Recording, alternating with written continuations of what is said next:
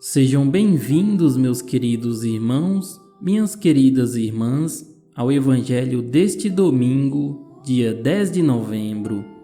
Iniciemos em nome do Pai, do Filho e do Espírito Santo. Amém.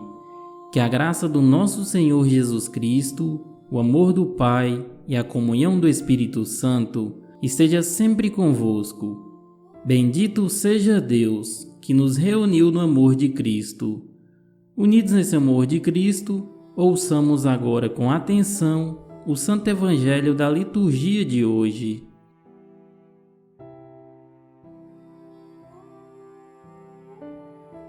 Evangelho de Jesus Cristo segundo Lucas, capítulo 20, versículo do 27 ao 38.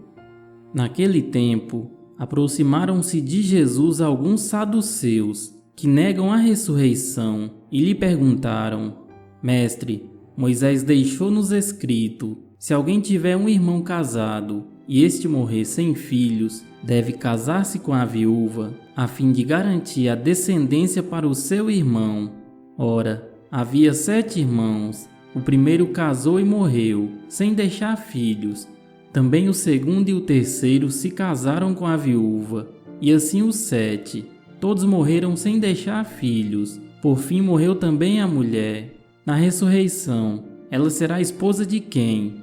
Todos os 7 estiveram casados com ela.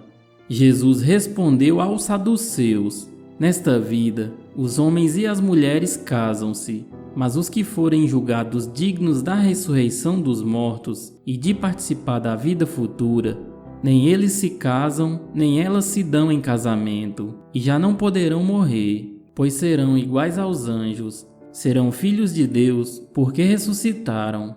Que os mortos ressuscitam, Moisés também o indicou na passagem da sarça, quando chama o Senhor de o Deus de Abraão, o Deus de Isaque e o Deus de Jacó. Deus não é Deus dos mortos, mas dos vivos, pois todos vivem para Ele. Palavra da salvação. Glória a vós, Senhor. Bem, meus queridos irmãos e minhas queridas irmãs, o texto do Evangelho de hoje traz para a nossa reflexão o tema da ressurreição, na qual os fariseus acreditavam e os saduceus não. Os saduceus eram um grupo de famílias ricas que formavam a elite de Jerusalém. Eram muito conservadores. Politicamente eram aliados do poder romano opressor. Na religião se destacavam pela negação da ressurreição. Eles não se preocupavam com a vida após a morte. Já estavam satisfeitos com a vida rica que levavam, com o seu bem-estar, à custa dos impostos altíssimos pagos pelo povo. Se prestarmos bem atenção nesse início de reflexão, nós veremos que não é muito diferente dos dias de hoje. O objetivo dos saduceus ao se aproximarem de Jesus não era outro senão ridicularizar a crença na ressurreição. O caso inventados por eles para Jesus resolver se baseia na lei chamada do Levirato, que tinha o objetivo de garantir a descendência da família.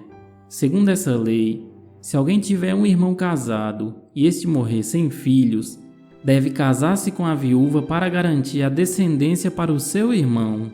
Jesus começa corrigindo a falsa imagem de ressurreição apresentada por eles, deixando claro que a verdadeira ressurreição não é o prolongamento ou a repetição da vida presente, mas consiste na passagem de uma categoria nova, comparável aos filhos de Deus da tradição, ou seja, os anjos. Jesus diz que casar-se ou procriar é o próprio desta vida terrena, mas quando as pessoas estiverem junto a Deus, não há mais necessidade de prolongar as estruturas patriarcais, que no caso beneficiam os saduceus. Eles é que precisam garantir a descendência para que suas riquezas não saiam de suas mãos. Jesus lembra ainda que na tradição bíblica, Deus é chamado de Deus de Abraão, de Isaque e de Jacó. Estes patriarcas morreram e Deus não deixou de ser o Deus deles. E Jesus conclui: Deus não é Deus dos mortos, mas dos vivos, pois todos vivem para Ele.